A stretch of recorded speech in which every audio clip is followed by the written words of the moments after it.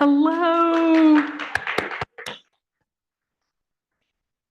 Good morning, everybody. Thank you so much for joining us today. My name is Meredith Goins, and I'm with the World Data System. I'm one of 3 co-chairs of the Trust Principles Adoption Working Group. We're appreciative of you in the audience today here physically. Thank you very much for being here. And for those of you at home, thank you for joining us from there.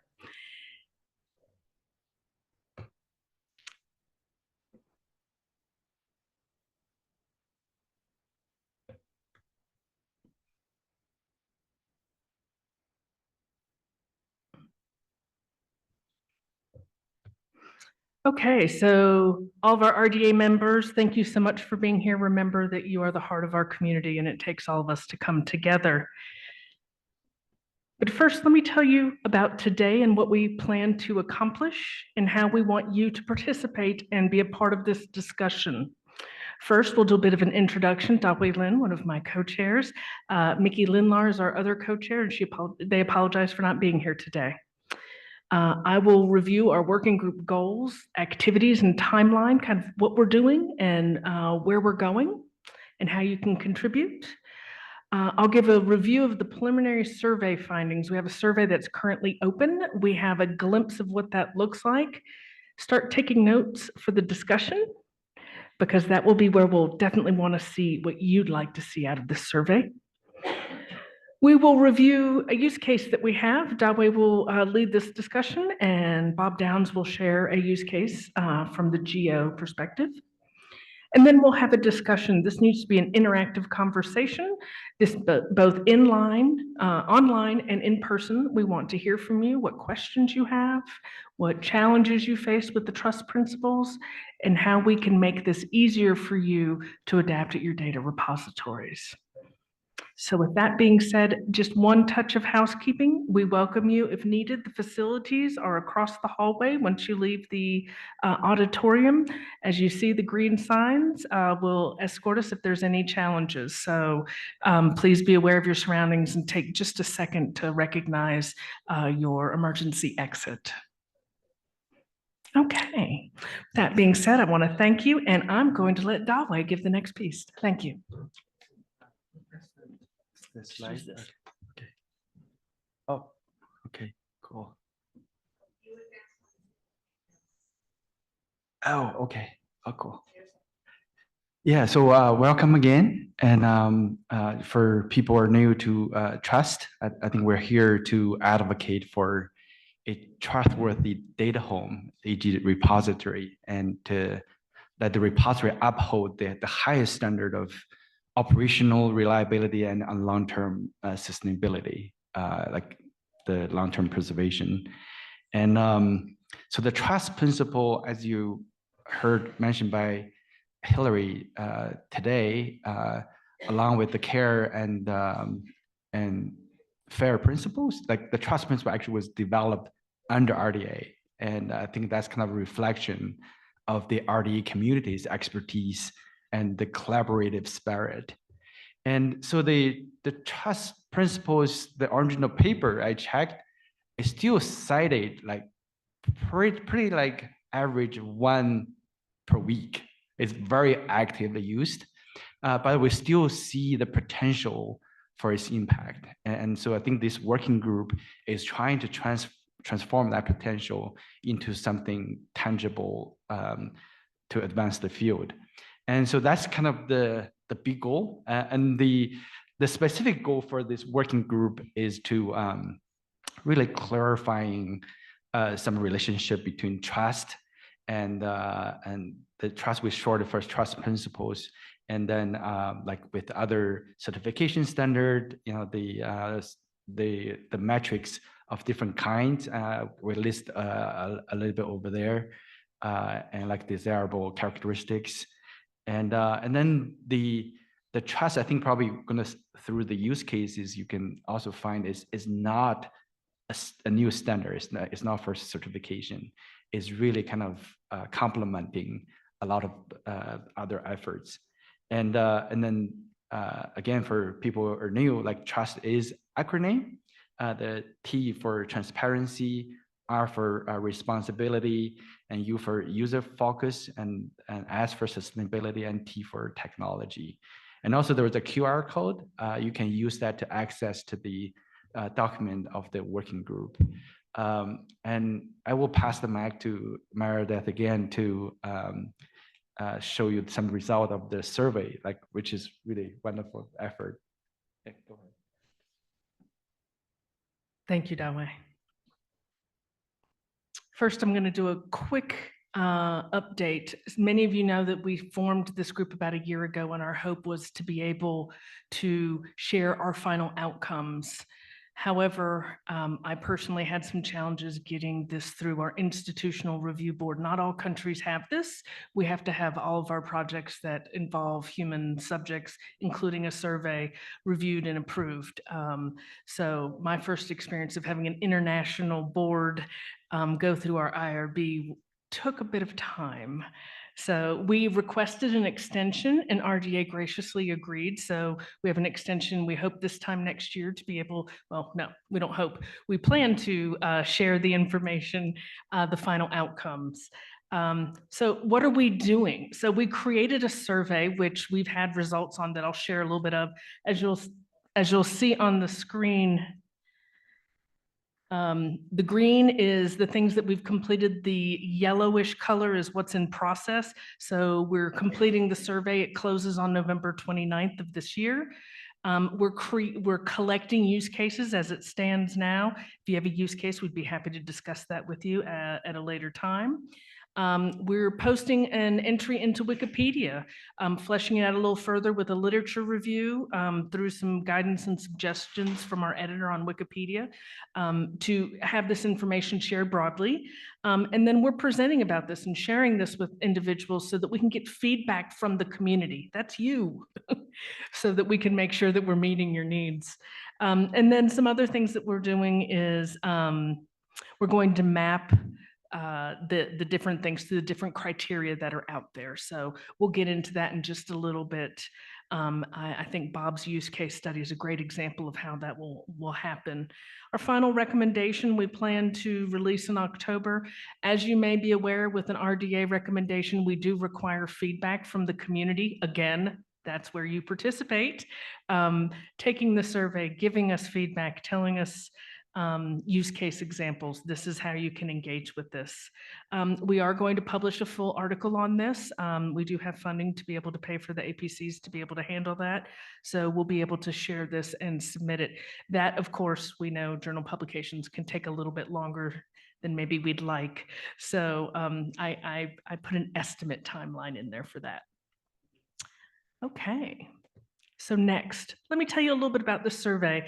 Many of you may have seen that on the right side of the screen, this posted out on social media. You may have received an email from me or my colleagues. There's the link to be able to go out and take the survey through Qualtrics. The University of Tennessee, Knoxville, where I'm located, is hosting that for us. So thank you to UT. I pulled the data on November 4th, and only 2 of us are allowed to review this data until it's anonymized. And Daniela, my program manager at WDS, thank you, Daniela, for all your help. She and I will anonymize the data to then be able to share with the working group. So far, we've had 49 surveys completed. Actually, we're up to 51 now, but obviously my stop date was November 3rd, so I didn't include those last 2 for the analysis today. 28 are still filling this data out.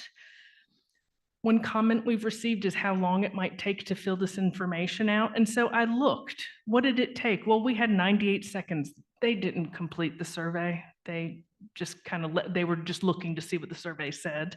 To the max of 201 minutes.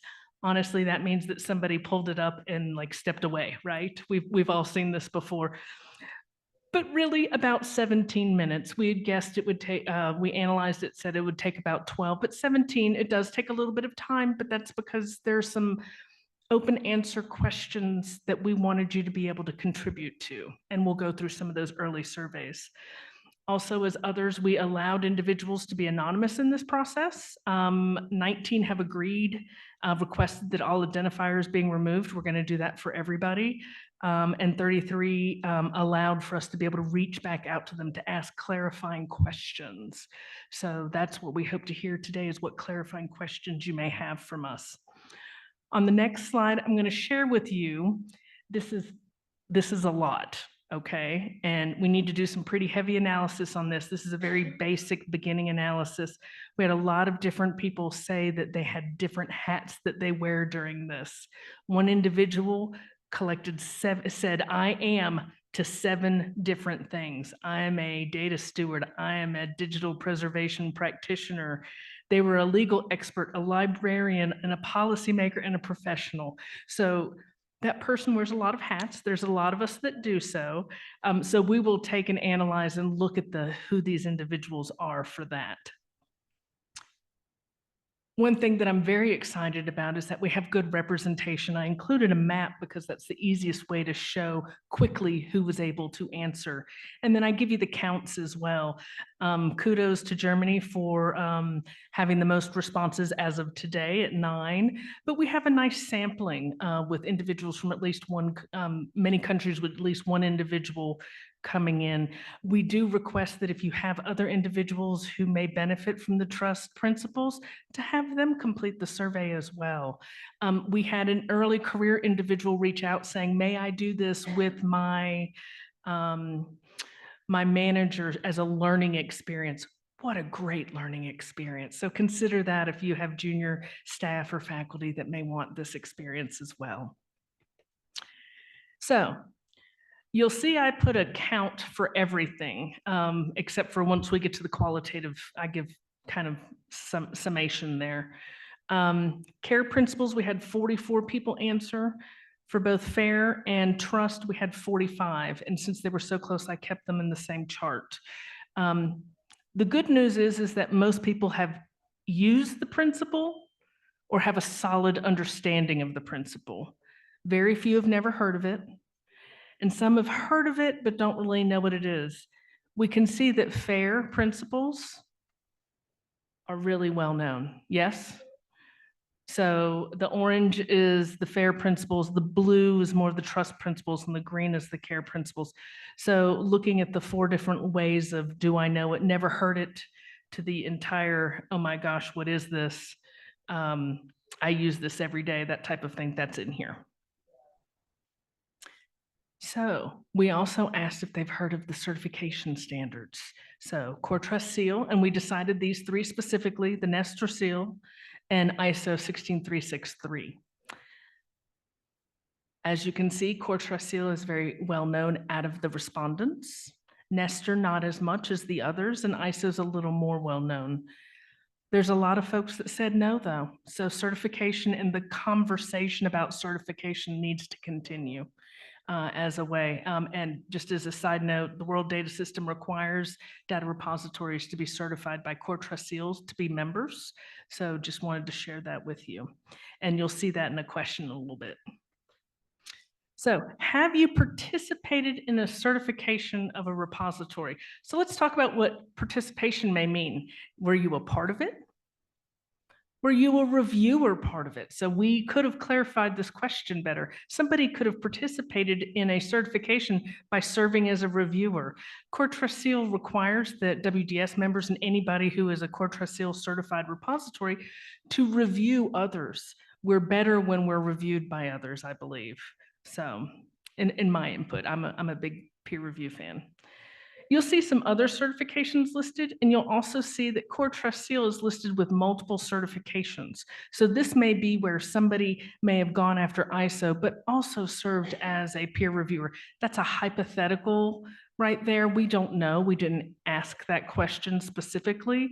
Data Seal of Approval actually merged with WDS's membership certification and became Core Trust Seal. So maybe there's some clarification needed on Core Trust Seal and Data Seal of Approval being truly Core Trust Seal now. So next, have you used any certification standard for the basis of an internal audit?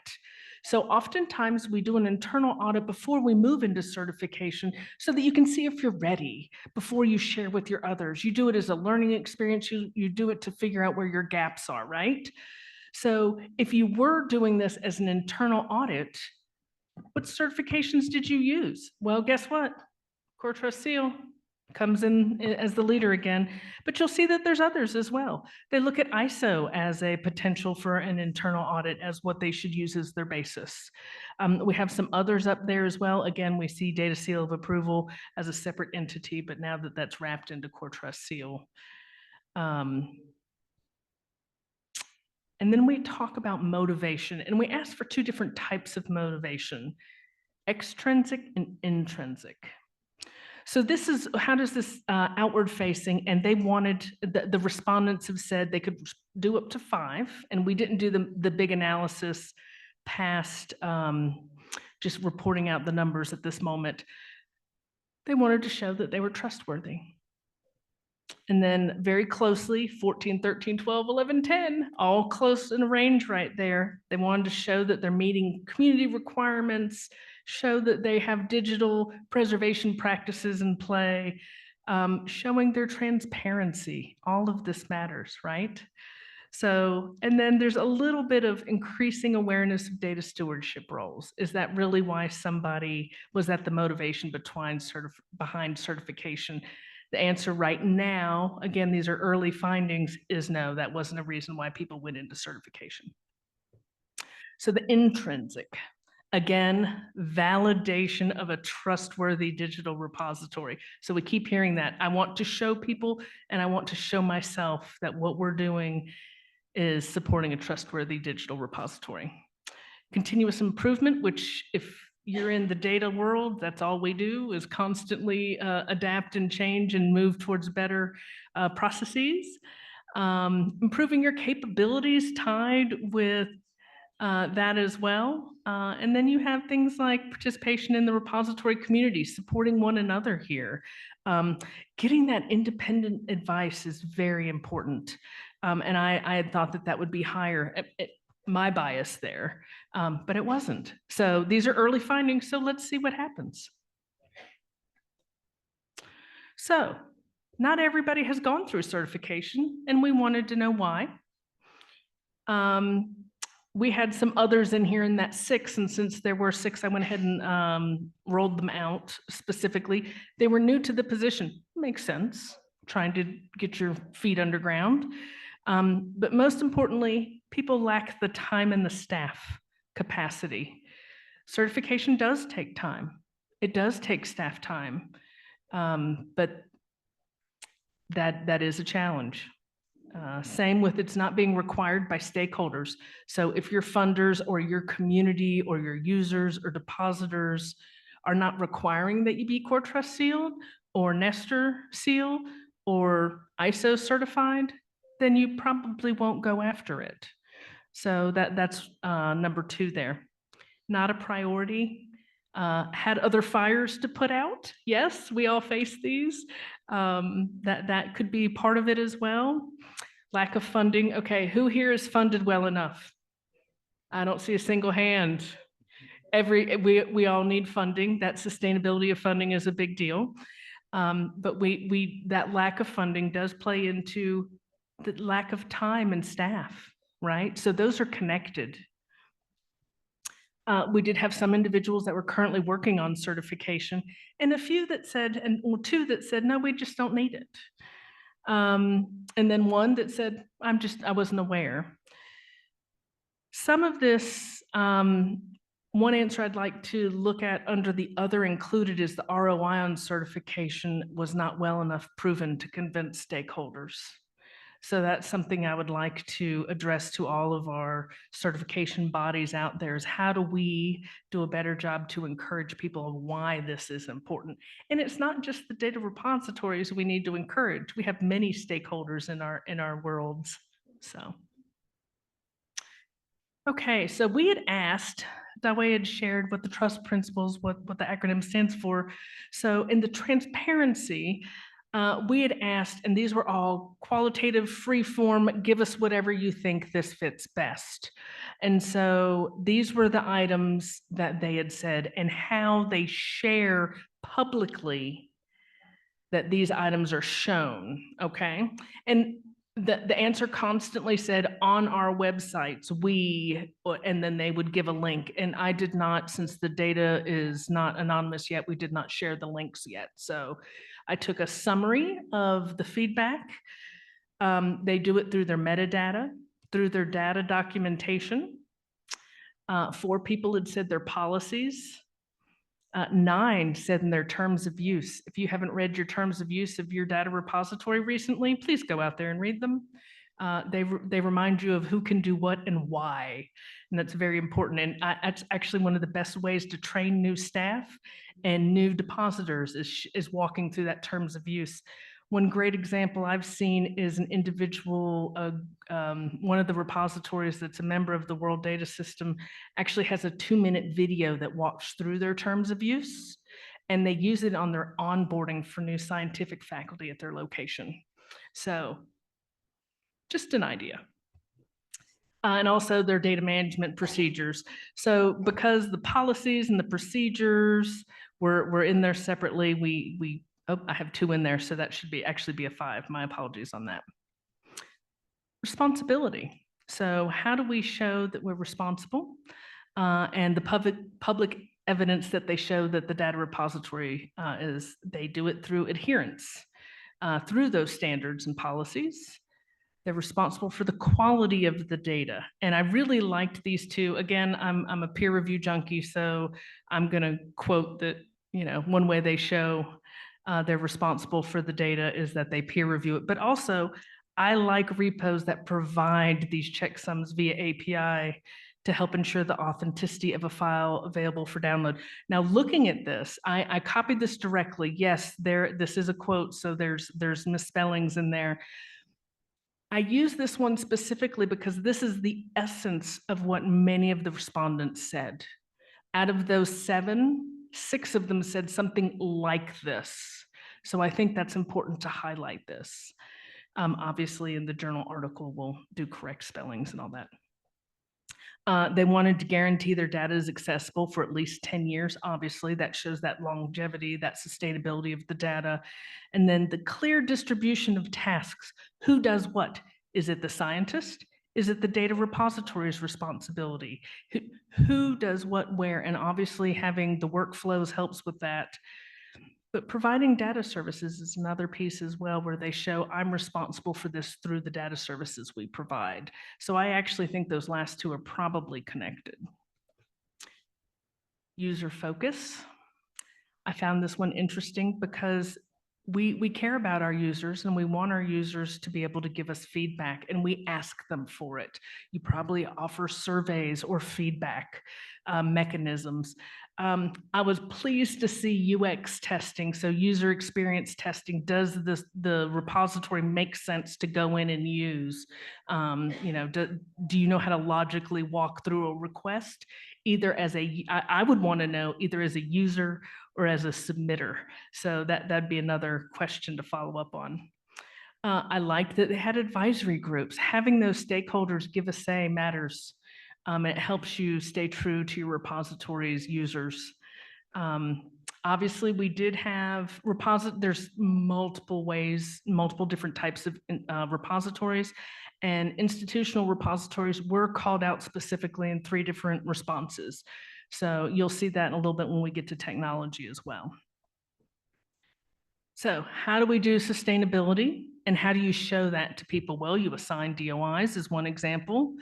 The policies, again, you've seen some themes.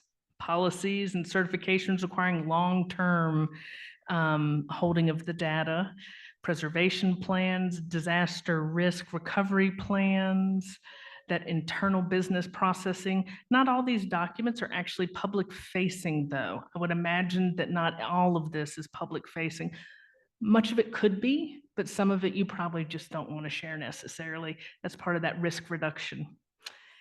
And then it was interesting, we actually, and We actually had an individual say, well, I submit to a World Data Center, so our data goes there. So that means that it's sustainable because the World Data Centers have been around since the 1950s. So yay. And then in the universities, because a larger institution may be able to house them better. Again, that's my supposition. That's not what they stated, but they house their data in a university, so it's potentially more sustainable. Again, funding not being project funded. So a project is what, funded for 1 year, 3 years, 5 years? Well, by not being funded by that, they're funded long-term, that makes it a little more sustainable in these two individuals' opinions. I was grateful to also see that 4 people said they needed work in this area, because honestly, sustainability, we all need work in this area with technology changes, with funding changes. I don't think the challenge for sustainability will go away. I think it's something that we all need to come together and continue to work on. And then technology, the last T of trust. So standards, cybersecurity was mentioned, but I would love to hear more on that as we go forward. Using open source software, and they did have specific ways that they called out things, specific software they use, having programmers on staff, the mix of softwares that were available. And one of the things I'd like to do is analyze this by country down the road when we're done as well. Use of PIDs, and of course, more could be done. So the recognition that they're not done is half the battle. And I think that once you realize that you have a lot more work to do, as says every data repository, you just jump in and keep working on it. So we also ask what frameworks and principles and tools you see and interact with. And these were some that were brought up. We'll actually have some feedback on the geodata management principles from Bob shortly. But just an idea of the acronyms and the various ways that items were listed. Open science, open access, and open data were mentioned never in the same statement, but in various ways. But I bring them together because the UNESCO Open Science has all of this included in it. So that's something to definitely think about. And what unanswered questions? There were a whole lot. So I don't think once this working group is done with how do we move to adoption, I don't think that the conversation will be done. I think we're going to have to continue to share and work together with interest groups to move forward. So how do we continually improve aspects of trust in line with the priorities from funders? It comes down to that funding question. So there's some education to our funders needed. Are they mainly for internal use? That goes from am I doing an internal audit, or am I doing this for my users and depositors? And that's a question every repository needs to ask themselves.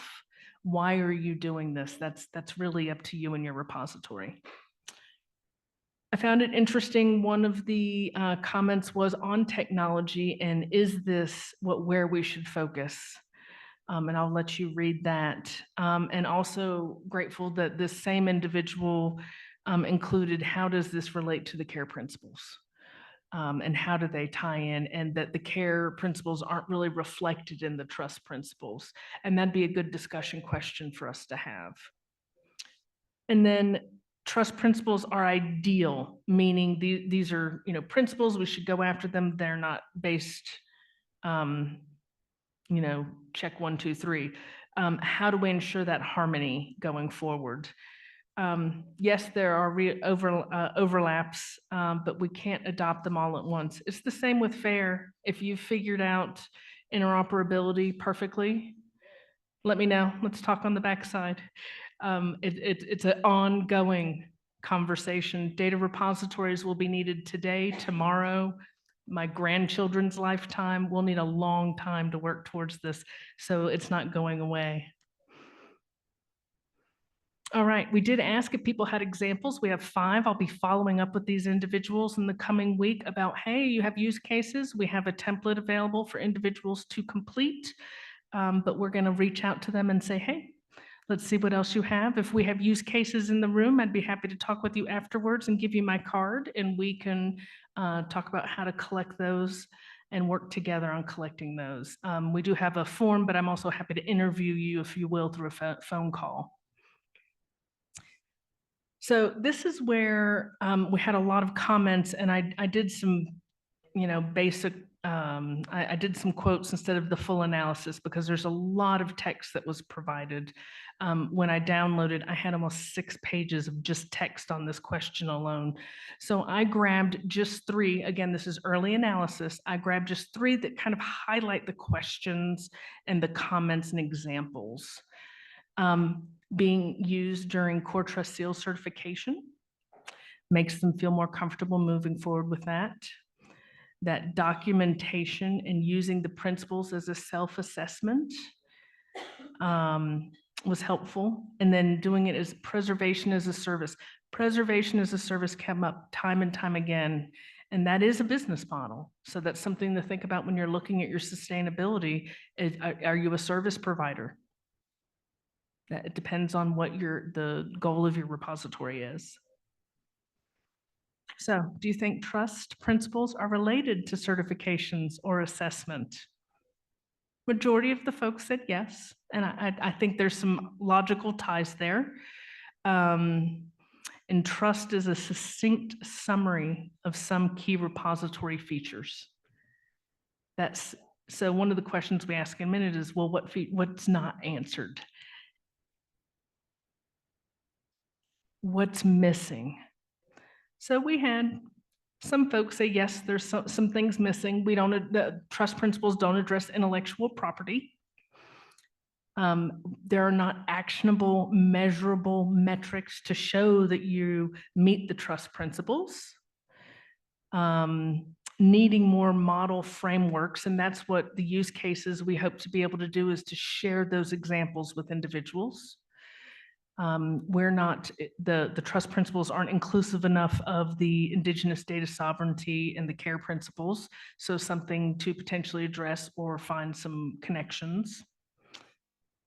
How do curation and preservation impact each other? And then guidance on the federated data infrastructure. So that's where, when you're at a network level, and I believe Core Trust Seal is working on this, when you're at the network level, how do you show that you're all falling in and doing the right certification and the right principles? And then how do I show that I'm doing and creating quality data? How do I show that I'm storing this? So as a data repository, just having the policies and principles, is that enough? Of course, you could always review your staff and, take a picture of them doing their jobs. So that's one way to do it. And then, are they useful? Are the trust principles useful to you? Most said yes. We didn't get a no. We got a lot of unsure. So this is what we knew, that the questions were there. What are the challenges faced in adoption? How do we move that forward? It helps. One of the things I really liked is that the trust principles help people stay focused. And we need this sometimes because it can be overwhelming. We have a lot to do, and it helps tremendously to be able to focus that. The open science practices, the lower barrier of entry instead of certification. So it helps them, to me, it helps them feel grounded and comfortable with where they're at. Maybe they'll move into certification next if we can justify that through some of the questions and feedback they have. And then they want to be able to establish that public confidence. We always want to do that with our data. And I really loved this quote directly. It reminds me what should be, can be, and what to strive for. That's truly what a principle is about, and the trust principles. It makes me happy that somebody felt that.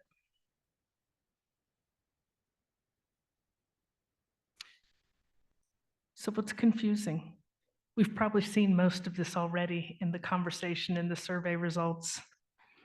How do we connect that relationship between all the principles? The question of another set of principles, You just got comfortable with trying to get fair done. How do I move to trust and care? It can be overwhelming, but the world's going to continue and we can work together to tackle that. Need some examples of creating awareness for trust, and that's one of the activities that this working group is aligned to do. How are they satisfied? How do I show that I'm meeting the trust principles? And then the trustworthy long-term archive is not the same as a trustworthy repository. This difference is not made sufficiently clear by trust. So that is, to me, the summation of how do we, what question we need to answer to be able to show the trust principles value. Quickly, is there anything else you'd like to share? And this is that open text box at the end of what else do you have that we haven't asked? We had a whole lot of blanks, go figure, right? We had a lot of thank yous, that's pretty normal. Nothing else, that we've all seen those. That's what those simplistic responses are. I just wanted to share that with you because we all see those with that type of question. But we did have comments on cost and comments on discoverability. And these are just snippets, but I think this helps us see where to move forward in some of the clarification work we have to do on why the trust principles matter and how we can work together with our colleagues at different certifications to make sure that we're meeting needs from the data repository community. And with that, that's the end of the survey pieces. I'm going to go back one to let you finish reading. But if you have any questions, we'll take them at the back. And we're going to let Dawe and Bob talk about some use cases now to give you some feelings for what that looks like. And then I look forward to having a conversation with you on the survey at the backside. Thank you. Yeah, thanks, Meredith, for the insightful presentation. Also appreciate your perseverance to get the RRB approval to get the things going. We're trying to kind of save some time for discussions, but anybody have some quick questions for Meredith for now? Sorry, guys. You can speak. You need to be. Okay.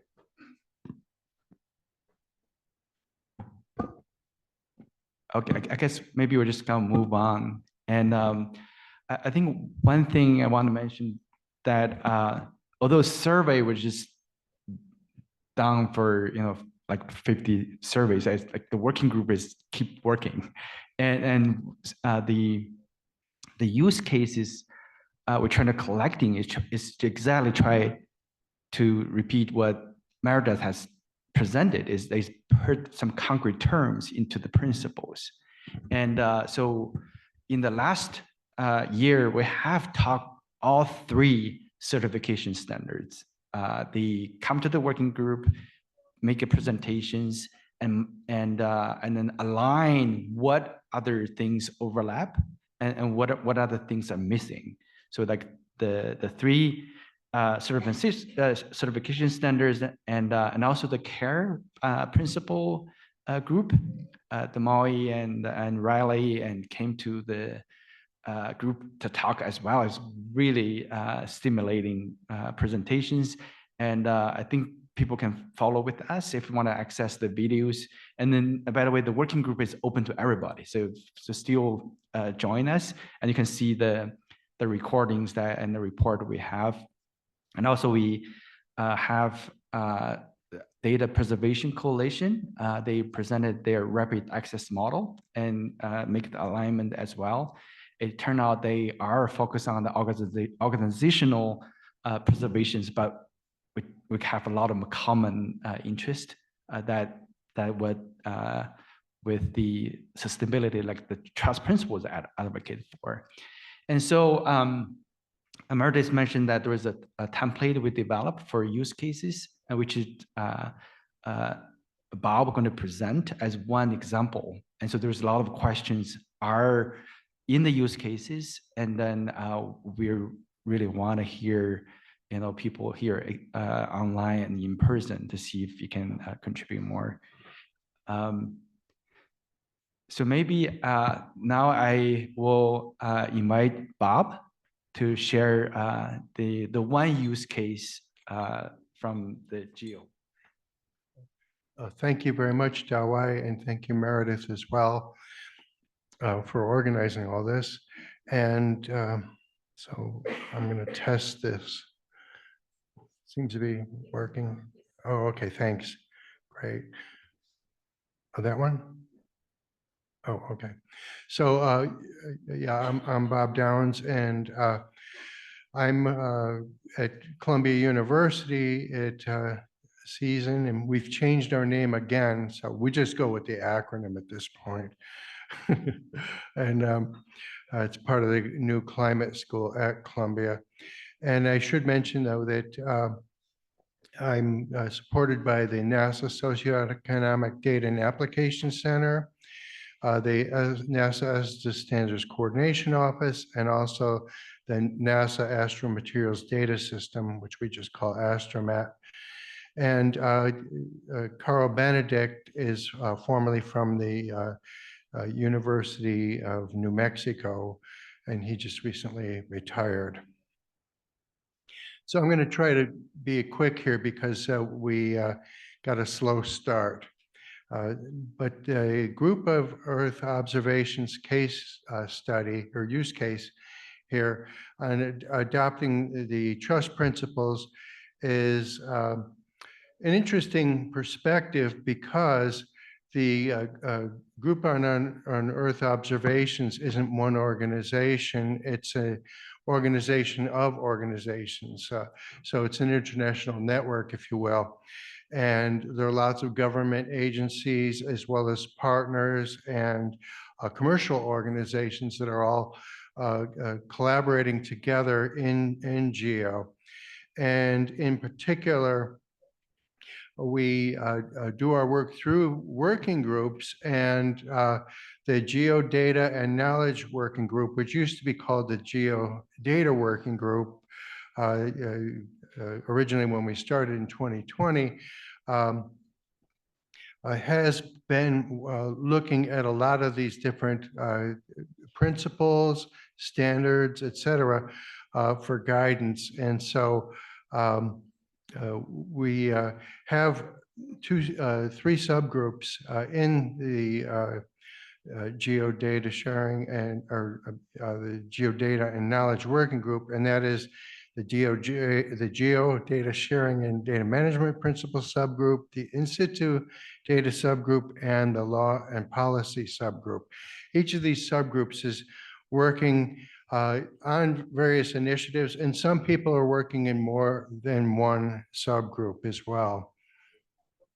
So you can get a picture of the Geo Data and Knowledge Working Group here, looking at this graphic. And so you see there's a lot of relationships between the subgroups, and we're all coming together within the Data and Knowledge Working Group to try to move things forward. Often there will be ideas in one of the subgroups that will be shared with another subgroup, and then the other subgroup will be running with it or contributing to it.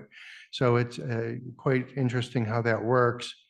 And in terms of what they've been able to accomplish, the Data Sharing and Data Management Principles subgroup has recently published their implementation guidelines, and they're online, and you can see the link there.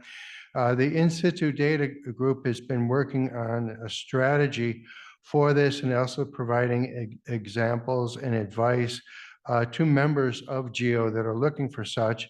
And then the Law and Policy group, they're providing guidance on intellectual property rights issues for people who would like to share their data.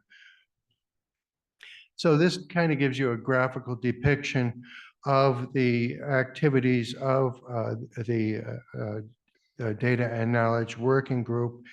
And we didn't just spring up in 2020. That's when the Data and Knowledge Working Group was established. But it actually came about as a result of all these different routes that you see here, we had the GIOS Data Core, the Data Sharing Working Group, the Data Management Principles Task Force, all these other groups were working on these initiatives. And then from those activities, the Data Management Principles, Implementation Guidelines, the Dialogue Series, consultation, the guidance or data licenses, all these things emerged as a result of the roots that were sown much earlier, so to speak. And so just taking a quick look at the data sharing and data management principles, there are 10 of them. And these were actually launched right around the same time that the FAIR principles were launched. And you see there are some commonalities here, and there's a little more level of detail in comparison to the FAIR principles. And one of the things that we did was to map the trust principles to the geo data management principles. So here we're looking at the relationships between the trust principles concepts of transparency, responsibility, user-focused sustainability, and technology, and each of the geo data management principles. And here I should say that these are general relationships we're depicting here, and we're doing more work on these to make them much more explicit. And here's another effort here where you can see we've been looking at the trust principles with the geodata management principles, as well as other principles, to see how we might further describe those kinds of relationships. And so in terms of our use case,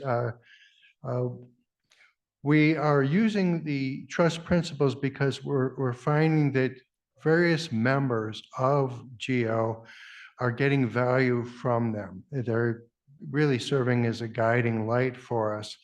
As Meredith and Dawai have shown, everybody can't be going for Core Trust Seal certification or any of these other certifications right away. It takes lots of resources. But the trust is a good place to start. And so it gives us a simple approach to start looking at the way we operate our repositories and how we might be able to improve them. But at the same time, there are some challenges in terms of being able to adopt them, identify linkages between, for instance, if you're adopting the geo data management principles and how those are actually linked to the trust principles. But we are seeing some impact here, and it's basically from the clarity offered by the trust principles, helping people to understand from a simple perspective how we might be able to move forward and improve capabilities for enabling the use of data. And then in terms of the outcomes, they're offering opportunities to introduce the community members to the importance of data stewardship. It's reinforcing these values. And it's also helping individual member organizations to improve their capabilities in terms of looking at the data sharing and data management principles and how they might be able to improve their repositories in that regard. And we do have continuing work that we're trying to accomplish here. I should mention, like many of these other organizations, we're all volunteers, which kind of has a meaning. And so we are trying to come up with some metrics here, finding additional expertise and getting additional reviews from the community and exploring additional use cases as well. Well, thank you.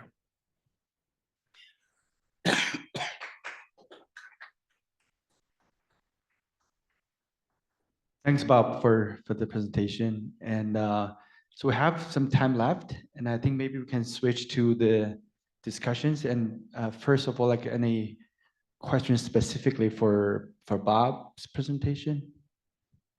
I can pass the microphone around.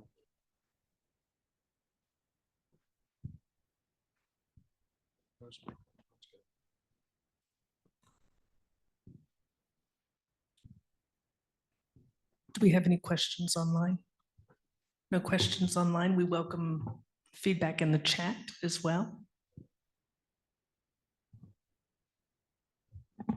Any in the room? Are we ready for lunch? Oh, here we go. Please. I suppose it's more a comment than a question. And one piece that I see missing from the trust principle is probably has to do with the technology. And it's about the federation and interoperability. And that has to do with common language used for metadata.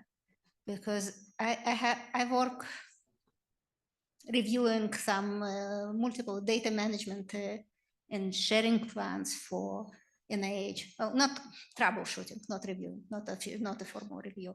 And I see a lot of cases when the pieces data sets relating to the same study will be deposited in multiple different repositories. There is no way to find all the pieces unless you maybe read the paper, and you don't always have access to the paper, and you don't always read it. So it will be very useful for each repository, and obviously the principles that guide the repository to have this federation search somehow linking the repositories. And maybe I missed that, but I don't remember whether you detailed the types of repositories that answered the survey.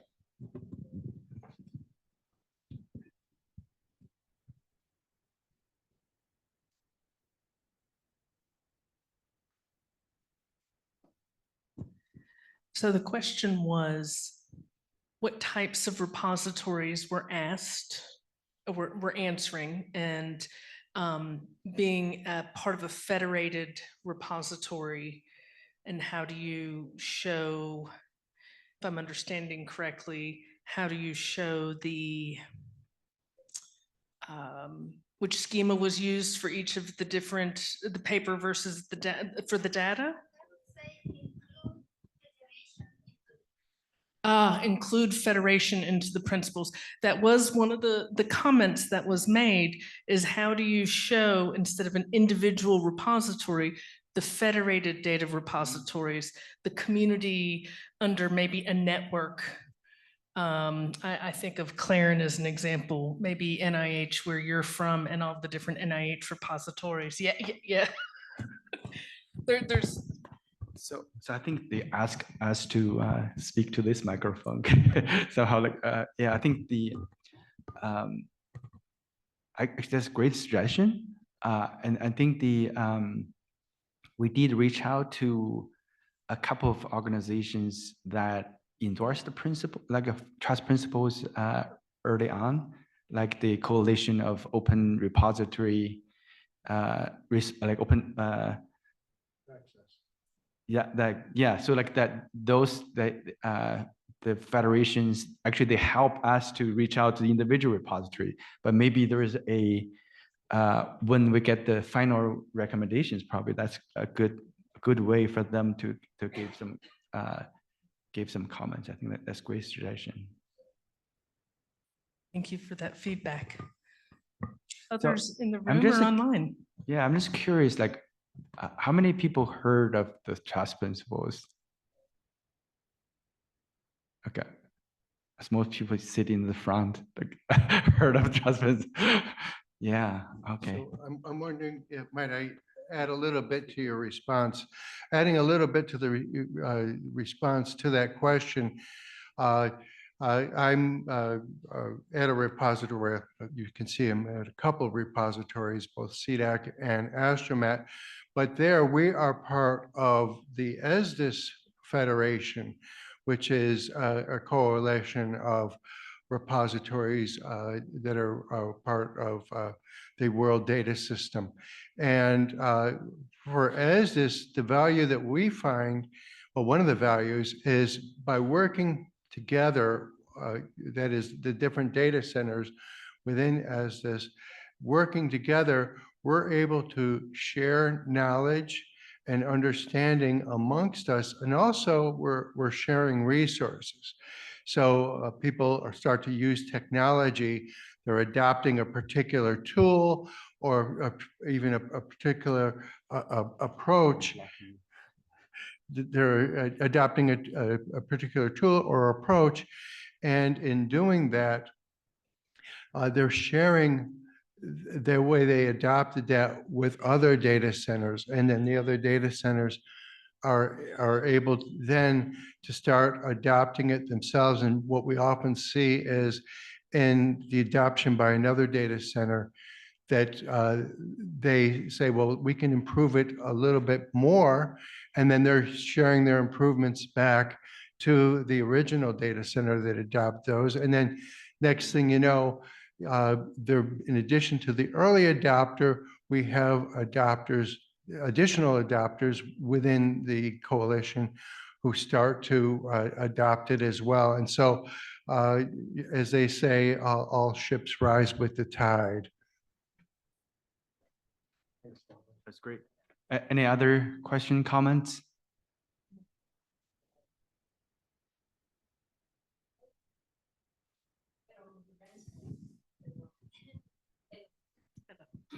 Hello, my name is Nidia Nova.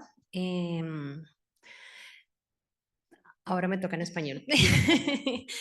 Maybe you can... Translate, somebody can translate for us? Yeah, okay. Okay. Yep, yeah, like they're translating. Ok. Bueno, yo como editora de revista científica en biología marina, me llamó, bueno, yo no conocía este compendio, digamos, de Trush, pero la pregunta es, ¿por qué no hay países latinoamericanos dentro de la encuesta? Can you like speak in the microphone? Yeah. Because we don't.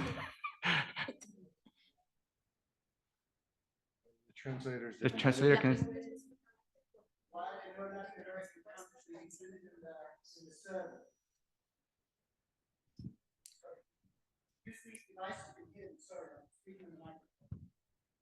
Thank you, sir. The question was, why are there no Latin American repositories who have responded to the survey? Mm-hmm. We welcome them. Yes. We will send the link out again to individuals that attend. We've reached out to La Referencia to share it as well. So hopefully the community will respond. Unfortunately, it is not translated. So I might be able to have the questions translated, but I won't be able to translate the survey because it's live. Yeah, I think I would add that would be great. I think one of the things we observed is most people are agreeing with the principles, but they need say it in their own language. You know, like it's not, sometimes it's not just like the human languages, but also the technical domain language. And so that's the way really kind of people adopt those principles. I think we had another question over here. Hi, my name is Kyle from Surf in the Netherlands. I'm a product manager for a repository there. And what I'm really curious about is the topic that came up during the presentation about, maybe barriers to adoption, you know, like how, oh, we need more resources to adopt these. Oh, there's more principles. And it made me think like, maybe trust is being seen as some like regulatory model that people need to apply for, kind of like an ISO, right? And then I started to think back, you know, when GDPR came to Europe, all of us who were service providers thought, oh man, we have to go through everything.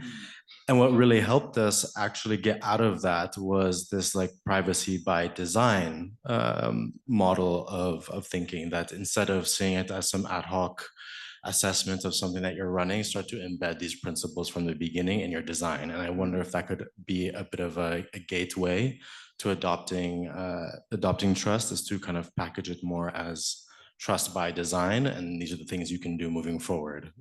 Just a point to discuss maybe. Thank you. That's an excellent point. If I may, yesterday,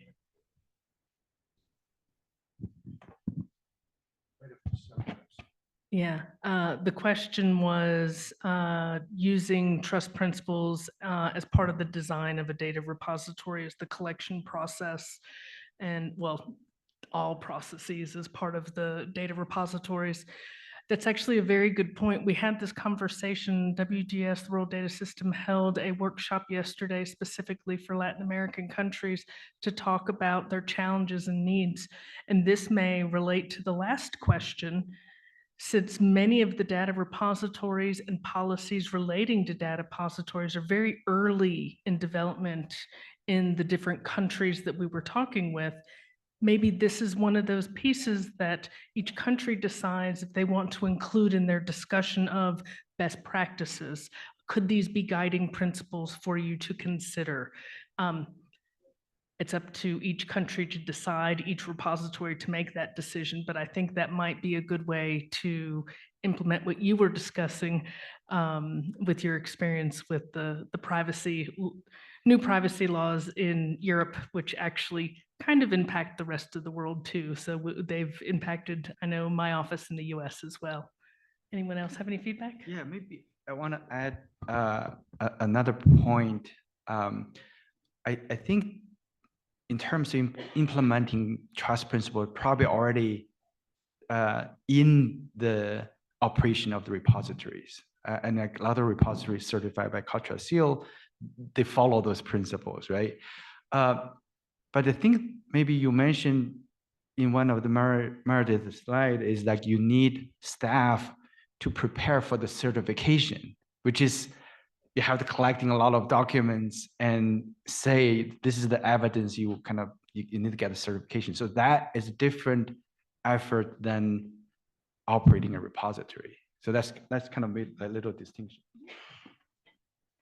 Yes, and from the perspective of Geo, I think that your particular question there is so relevant, because what we found is, with many countries participating in Geo, as well as various partner organizations, everybody has different resources available to them, different capabilities, staff expertise, for example. And what trust is enabling different organizations to do in different countries as well is to look at this from a very simple perspective. We want to be transparent about the resources that we have and how we provide the services that we have. We want to be responsible in actually providing those services and have a user focus for certain. And then sustainability, we can't say enough about that, especially when the organizations or the countries are under-resourced. And yes, we do have to leverage the technology to do that.